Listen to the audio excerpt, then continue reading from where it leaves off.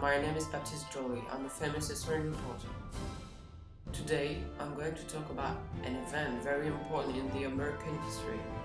You want to know what it is? Okay, well, it's the American Revolution, one of the most important revolutions that the world has ever known. I'm first going to talk about the first settlers of the colonial America, the ones who arrived after Christopher Columbus.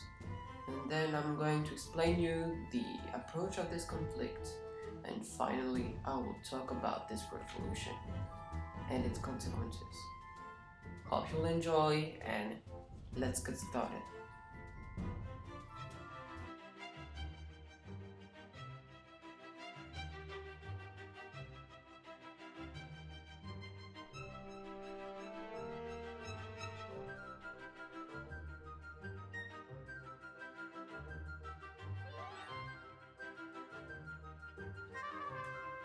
You can see a huge fleet of boats heading straight away to America.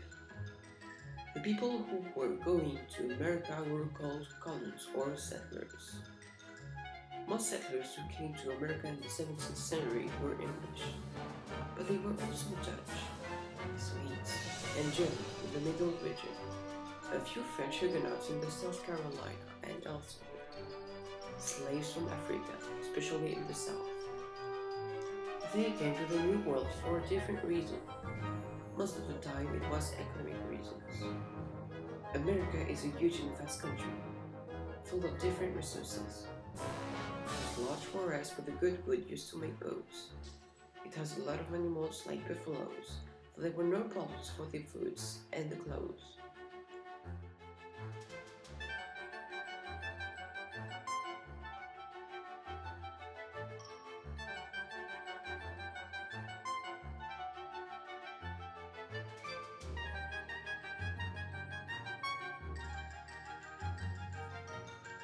America's basements were also very rich and wonderful, with a lot of precious stones and even gold.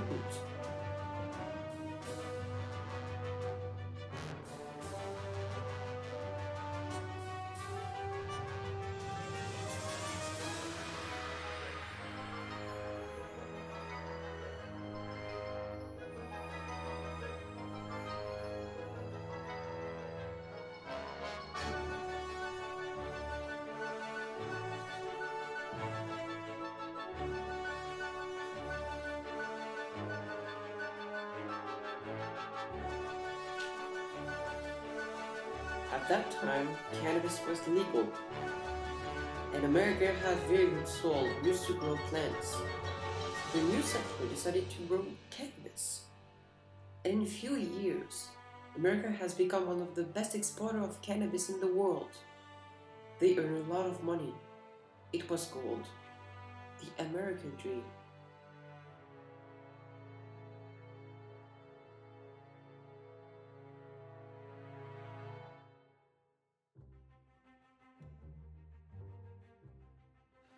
But now, let's go to the north, an area where it was hard to live, especially during the winter. The new settlers who arrived here were called pilgrims. They arrived on the Mayflower at the beginning of the 17th century. They came here in America for political and religious reasons. They wanted to have a better life. It was called the American Dream.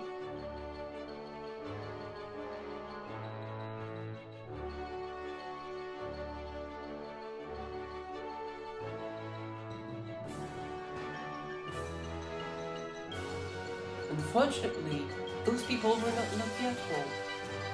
The winter was coming very fast. It was now impossible to grow some plants. New diseases started to arrive. There were not enough food for everybody, and only half of them survived. Hopefully, they were not alone. The Native Americans helped them to grow plants with fish and explained to them how to survive in those conditions. But in exchange, the Pilgrims had to kill their enemies. After that, the Pilgrims and the Native Americans ate together. It was called Thanksgiving.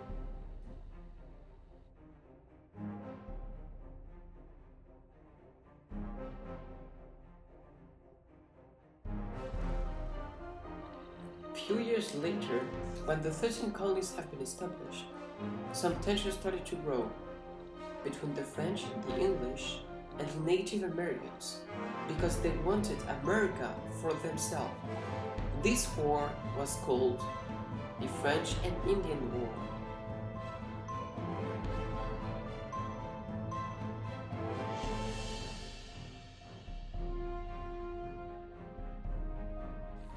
By the 1670s, tension had risen between New England colonists and the Wampanoag Metacomet, a Wampanoag leader also known as King Philip, opposed the colonists' efforts to take his people land. In 1675, these tensions finally erupted in a conflict known as King Philip's War. The colonial militia, civilians serving as soldiers, fought American Indian warriors. Both sides attacked each other's settlements, killing men, women, and children. The fighting finally ended in 1676, but only after. About 600 colonists and some 3,000 Indians have been killed, including Metacomet. Some Native Americans allied with the colonists to fight against Metacomet and his forces. These Indians had developed true relation with colonists. They wanted tools, weapons, and other goods that Europeans could provide. In exchange, the colonists went further, using their souls for large profits in Europe. As a result, each side came to depend upon the other. French colonists traded and allied with the Algonquian and Huron. English colonists traded and allied with the Iroquois League. This powerful group united American Indians from 6 different groups. Many American Indians trusted the French more than they did the English. The smaller French settlements were less threatening than the rapidly growing English colonies. No matter who the allies were, many Indian leaders took care of protect their people's independence. Until the mid-17th, France and Great Britain struggled for control of territory in North America. British colonists continued to settle in the Ohio River Valley, where they could take advantage for the valuable fur trade and also have room for the colonies to expand. The French believed this settlement will hurt their fur trade profit. A standoff developed in the Ohio River where the French had built 3 forts. Fighting erupted in 1753 as the British military moved to take over the valley. When a young Virginian named George Washington arrived with more soldiers, he found the area under French control. Washington and his troops built a small, simple fort that he named Fort Necessity.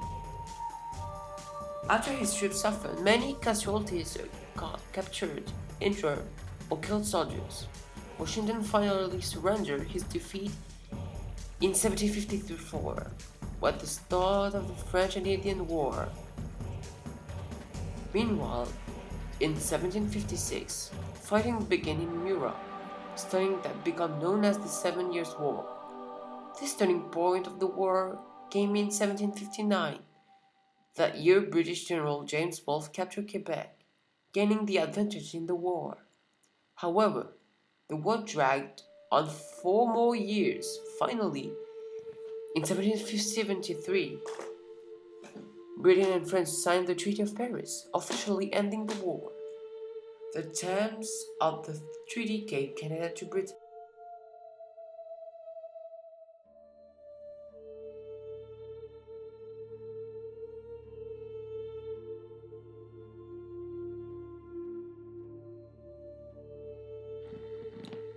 After this war, the British Empire decided to increase the taxes in the colonies to pay this war, especially on the tea. Some tensions started to grow in the colonies. This is the beginning of a revolution. Victory in the French and Indian War was costly for the British. At the war's conclusion in 1763, King George III and his government looked to taxing the American colonies as a way of recouping their war costs. They were also looking for ways to re-establish control over the colonial governments that had become increasingly independent while the crown was distracted by the war. The colonies refused to pay the levies required by the Townshend Acts, claiming they had no obligation to pay taxes imposed by Parliament in which they had no representation. In response, Parliament retracted the taxes, with the exception of a duty on tea, a demonstration of Parliament's ability and right to tax the colonies. In May of 1773, Parliament concocted a clever plan. They gave the struggling East India Company a monopoly on the importation of tea to America. Additionally, Parliament reduced the duty the colonies will have to pay for the imported tea. The Americans will now get their tea at a cheaper price than ever before. However, if the colonies pay the duty tax on the imported tea, they will be acknowledging Parliament's right to tax them. Tea was a staple of colonial life. It was assumed that the colonists wouldn't rather pay the tax than deny themselves the pleasure of a cup of tea, which was false. The colonists were not fooled by Parliament's ploy. When the East India Company sent shipment of tea at Boston, it created a first reaction. During an evening, 200 men disguised in Indian arrived to the port of Boston. They threw in the water all the tea. It was the Boston Tea Party. As a result, British government imposed the Intolerable Acts, and they closed the port of Boston. The fuse that led directly to the explosion of America's independence was lit. The situation in Boston grew tenser by the day. Rumors abounded throughout the city about possible attacks by the soldiers or by the Sons of Liberty. On Monday night, March the 5th, 1770, Americans began harassing a redcoat named John Goldfinch, standing guard. Another redcoat nearby, named Hugh White, joined Goldfinch to defend him. White became agitated with the harassment and struck the patriot in the face with his musket.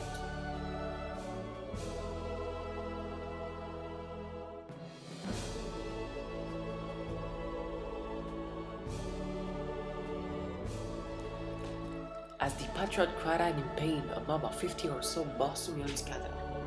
The mob began throwing chunks of ice at White and shouted, "Kill him!" British officer on the scene ordered soldiers back to their barracks, and several had to be subdued by officers to prevent them from firing into the angry crowds.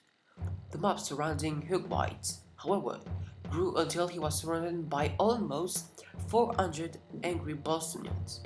White's shouts for reinforcement were answered by British captains Thomas Preston and several other soldiers who entered in the emotional mob. The mob continued to provoke the soldiers and challenge them to fire. Members of the mob grew more and more violent and began striking the muskets and bayonets of the redcoats with clubs. Despite these attempts to prevent bloodshed, Captain Preston was losing control of his soldiers, who were growing increasingly threatened by the angry mob. Suddenly, someone in the crowd hurled a club which hit British soldiers, hugged Montgomery, and knocked him to the ground. Montgomery rose and fired into the crowd. Hearing the shot, the mob lunged at Preston and his men, wielding their clubs at them. For the next few minutes, the scene became a chaotic battle in which Preston's men fired into the crowd to avoid being beaten. The soldiers were able to fend off the mob, which soon dispersed. When it did disperse, the bodies of several patriots lay dead or wounded in the ground. Preston and his soldiers formed a defensive line with guns drawn to protect themselves from another assault. Hopefully, this massacre has been drawn by Paul Revere, a burglar. A few days later, all the colonies were now aware of this bloody massacre. They now aid the British. This is the beginning of the revolution.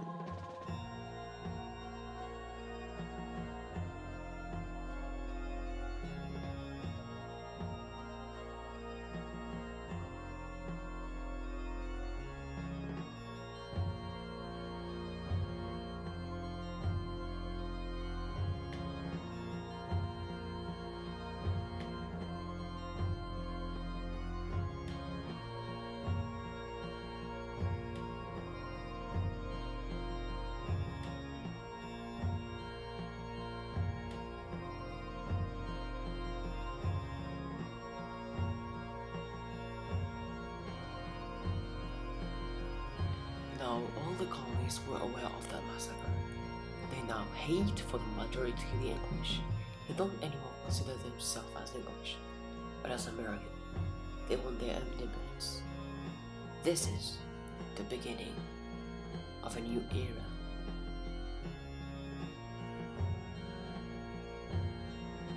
In 1774, because of the British actions, 56 delegates from across the colonies gathered at the First Continental Congress in Philadelphia. It is the first step on the road to America's democracy. Among them are John Adams, Patrick Henry, and a young Virginian, George Washington.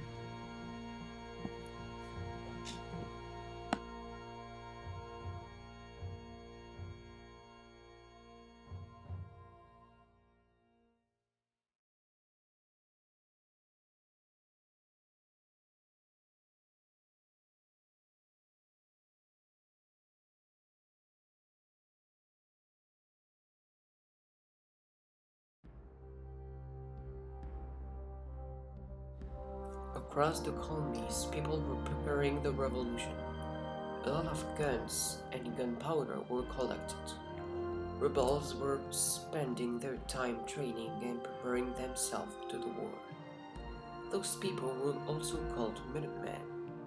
They were able to fight at any time, any moment of the day, until they get their freedom.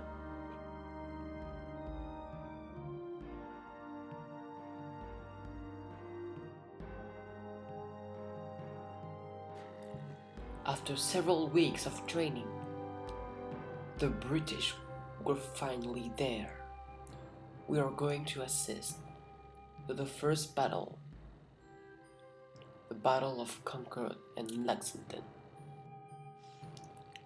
The battles of Lexington and Concord signaled the start of the American Revolutionary War on April 19, 1775.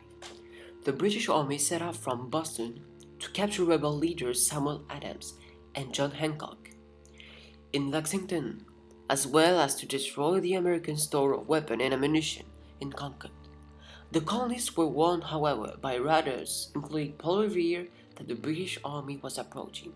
Sam Adams and John Hancock were able to escape, and the local militia was able to hide much of their ammunition and weapons.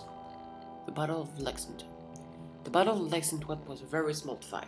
You can hardly call it a battle, but it's important because it's where the Revolutionary War started.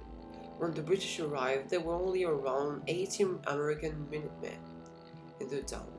They were led by Captain John Parker. They were up against a much larger British force led by Major John Pitcairn. Neither side expected to actually fight, but in the midst of the confusion, a gunshot went off, forcing the British to attack. Some of the colonists were killed and the rest fled. The gunshot was the first shot of the American Revolution and the start of the war. It was called "The Shot Heard Around the World" by Ralph Waldo Emerson in his poem Concord Hymn. No one is actually sure who fired the first shot, or if it was an American or British soldier. The Battle of Concord. After the Americans fled from Lexington, the British marched to the city of Concord. When they first got to Concord, they met little resistance and began to search the town for the militia's hidden stash of weapons and ammunition. The Americans had retreated to the outskirts of Concord and observed the British from the other side of the North Bridge. As the Americans waited, more and more local militiamen arrived, making the force stronger and stronger. The Americans decided to cross the North Bridge back into Concord. They defeated the British troops at the North Bridge, giving the Americans renewed confidence. Soon the British commander, Colonel Francis Smith, realized that the American militia resistance was rapidly growing, and it was time to retreat. The British retreat. Once the British decided to retreat, they began the long march back to the city of Boston. The Americans continued to gain force and continued to attack and harass the British during their retreat. By the time the British reached Boston, they had lost 73 men and more than 174 were wounded. The Americans lost only 49 men and only 41 were wounded. This was a victory. Now let's talk about the Battle of Bunker Hill. It took place on June 17, 1775, just a few months after the start of the Revolutionary War. It took place mostly on Breed's Hill. The colonial militia learned that British generals were planning to send troops from Boston to occupy the hill surrounding the city. William Prescott, with about 1,200 colonial militia, quickly constructed earthen fortification on top of Breed's Hill. The British troops attacked the next day. The first two assaults were repulsed by the colonial militia, resulting in considerable losses to the British force. On the third assault, the colonial militia ran out of ammunition and had to retreat back to Cambridge. Although the British won the battle, it resulted in over 800 wounded and 226 killed. This demonstrated that the relatively inexperienced colonial forces were willing and able to stand up to the British troops. The Declaration of Independence is a statement adopted by the Continental Congress on July 4, 1776, which announced that the 13 American colonies, now war with Great Britain, regarded themselves as independent states and no longer a part of the British Empire. Instead, they now form a new nation, the United States of America. John Adams was a leader in punishing for independence, which was unanimously approved on July 2. A committee had already drafted the formal declaration to be ready when Congress voted on independence. Adams persuaded the committee to select Thomas Jefferson to compose the original draft of the documents, which Congress would edit to produce the final version. The declaration was ultimately a formal explanation of why Congress had voted on July 2 to declare independence from Great Britain. More than a year after the outbreak of the American Revolutionary War, the national birthday of the Independence Day is celebrated on July the 4th. The Declaration of Independence didn't just change the course of American history, but created a ripple effect that nudged a host of other nations towards independence. Just after the declaration, the British were outraged. The Battle of Trenton was fought during the American Revolutionary War, and it took place near Trenton, New Jersey. The battle was fought between the Americans against the Hessians and the British troops. After the Americans lost the battle in New York and were forced to retreat toward New Jersey, the battle began on December 25, 1776, and ended on December 26.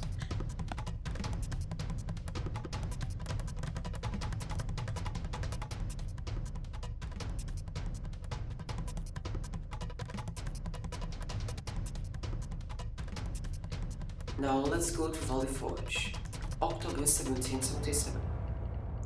Americans are almost winning, but first General Washington, creator of the Continental Army, has to face the greatest challenge as leader. He makes his winter camp in Pennsylvania, at a place called Valley Forge. In freezing temperatures, the rebels built 900 huts in just 40 days. Each house contains a dozen men. Unfortunately, the winter was very powerful. There were no more foods, and a lot of people were dying of disease, like pneumonia or the smallpox. They were so cold that some of them lost some fingers. There was so hungry that they ate a horse. The smallpox was so powerful that most of the rebels died of it. Soldiers had no shoes and were very dirty, tired, and angry. The men were only surviving on fire cake, a mixture of flour and water. The rebels' army is a melting pot. A lot of people were fighting. But hopefully George Washington was here. To win the war against the British, he had to transform his army into a well-experienced one. He called one of his friends, the Baron von Steuben, which will train the Continental Army. Von Steuben brings discipline to Valley Forge. He reorganized Valley Forge. No one was suffering from hunger. He teaches them new skills, new arms, and new attitudes. The Continental Army was ready to kick off the British from America.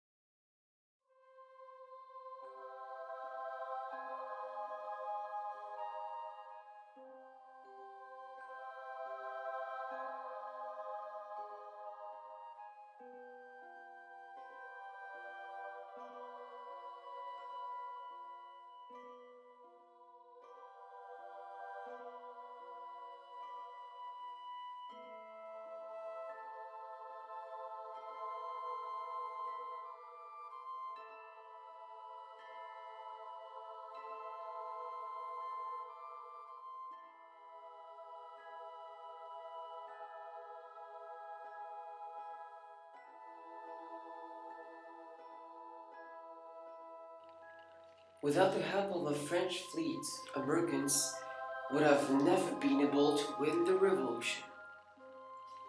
The American victory that ended the Revolutionary War on October 20, 1781, British General John Cornwallis had met defeat in the south at Cowpens, and his force had been continually weakened, especially by American General Nathanael Greene at Guilford Courthouse.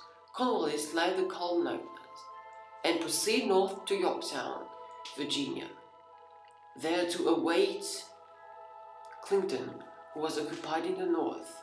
American forces under Greene and Commander-in-Chief George Washington pursued Cornwallis by land, while French ships surrounded the Bay of Yorktown. Faced with the prospect of no reinforcements, Cornwallis stood and fought. But the Americans won the battle and the war.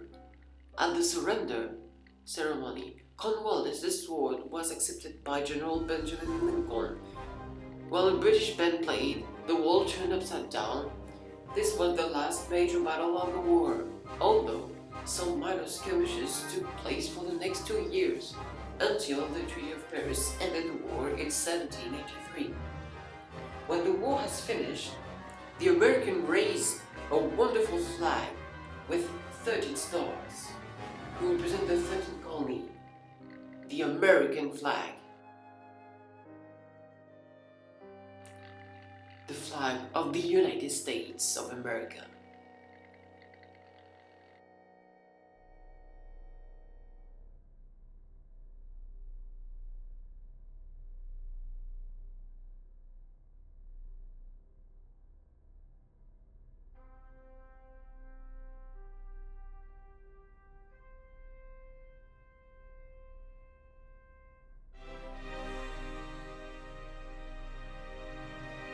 After this final battle, the Americans were not free.